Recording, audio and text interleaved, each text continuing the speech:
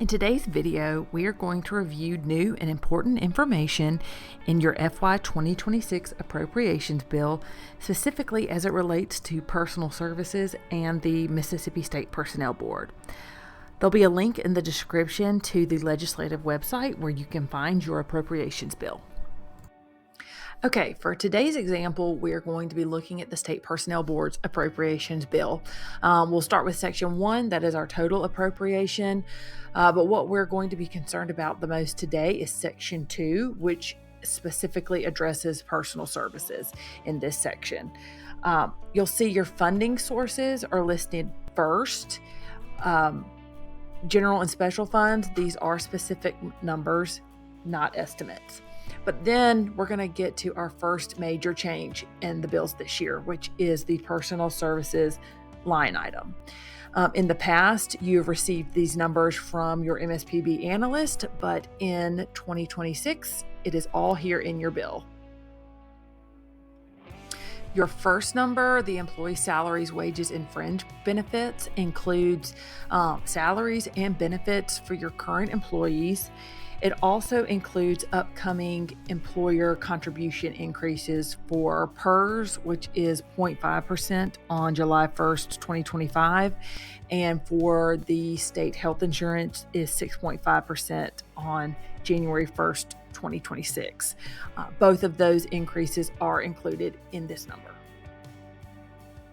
Next, we have progressions at $0 because the legislature did not allocate a specific dollar amount for progressions this year.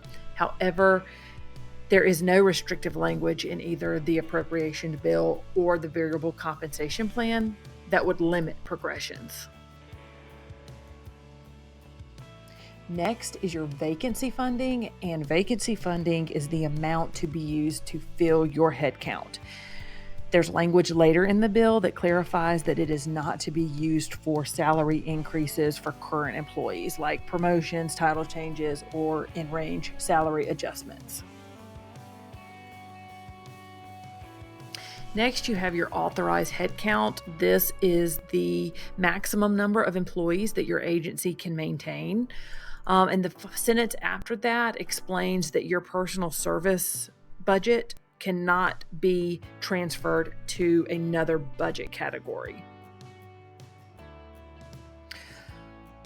All right, later it explains that agencies must adhere to the policy and the variable compensation plan. It also clarifies that the legislature intends that no employee salary fall below the minimum salary in his or her pay grade.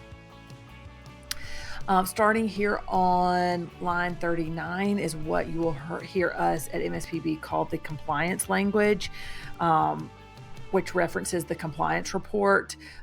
Both the year-to-date and monthly compliance reports are on our MSPB website, and we will link those below. Starting at line 53, this also explains that if you go out of compliance, MSPB will not process anything that impacts salaries, except for critical new hires until your agency is back in compliance. Next, we'll scroll down to some new vacancy funding language, starting here on line 63, which basically clarifies more about what it is, stating that these are to be used to increase your number of filled headcounts that were authorized but unfilled as of the last day of FY 2025.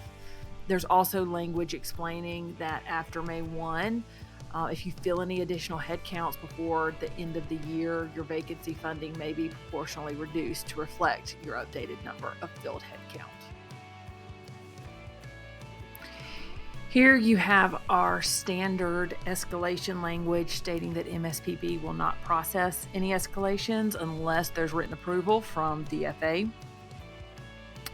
Also, there's language that explains that last year's filled escalations were converted to authorized time-limited headcounts this year. Next, we'll scroll down. We have more standard language about the use of federal and special funds, followed by the standard language about following the IRS rules for contract workers.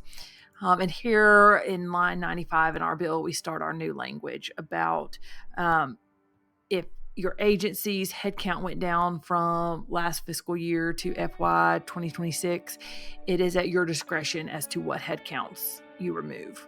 So it's up to you. And then finally, some agencies got new headcounts, and instead of giving specific titles, they clarified by job family. And from a job family standpoint, you are not bound to a certain level.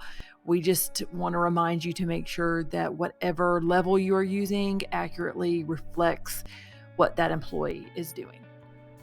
We hope this was helpful as you prepare for the new fiscal year. And as always, if you have any questions, please reach out to your MSPB analyst or visit us at mspb.ms.gov.